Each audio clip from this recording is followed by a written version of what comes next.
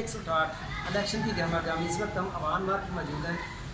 اوان اپنا غلام حسین اوان کی ڈیری میں موجود ہے. یہاں پہ تقریباً آج جو گیدرنگ تھی ملک اسد بکر نے کارنر میٹنگ کو بلکہ کری. یہاں پہ جلدی کا اعلان جا چکی تھی. اس حوالے سے غلام حسین اوان ہمارے ساتھ موجود ہے. یہاں پہ خاص بات یہ کہ اس علاقے میں ایک جانی پہچانی شخصیت ہے, ان سے جاننے کے اس کارنر میٹنگ میں ملک اسد بکر کے جیتنے کی وجوہات کے چانس کتنے اس حوالے سے بتائیں. بسم اللہ الرحمن الرحیم. ملک اسد بکر صاحب انہوں نے 3.5 سال میں بے انتہا 168 میں کام کروائے ہیں اور تقریباً 5 ارب روپے سے زائد کے انہوں نے کام کروایا.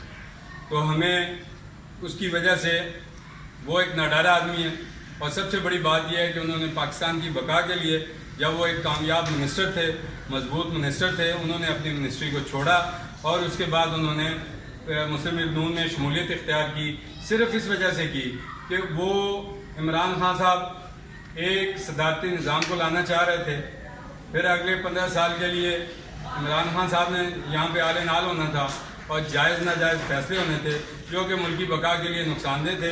اس ساری چیزوں کو مد نظر رکھتے ہوئے ملک اسد صاحب نے اپنی مضبوط منسٹری کو بھی قربان کیا, ہر چیز کو قربان کر کے شہباز شریف پہ اعتماد کرتے ہوئے اور یہ سمجھا کہ شہباز شریف ملک کے لیے بہتر خدمت کر رہا ہے, تو لہٰذا انہوں نے اس میں شمولیت اختیار کی. اور اس کا یہ فائدہ ہوا ہے کہ انشاءاللہ ہمارا یہ جو 168 ہے, جو بنیادی کام رہ گئے ہیں, ہمیں اللہ کے فضل و کرم سے 100% امید ہے کہ یہ الیکشن جیتنے کے بعد دوبارہ انشاءاللہ منسٹر بھی بنیں گے اور اس کے بعد جو ہے نا جو علاقے کے باقی کام رہ گئے ہیں وہ پورے کریں گے. اور آج کا جو ہمارا پروگرام تھوڑا مختصر تھا, لیکن اللہ کے فضل و کرم سے یہاں پہ سے تقریباً 600 آدمیوں اکٹھے ہو گئے تھے.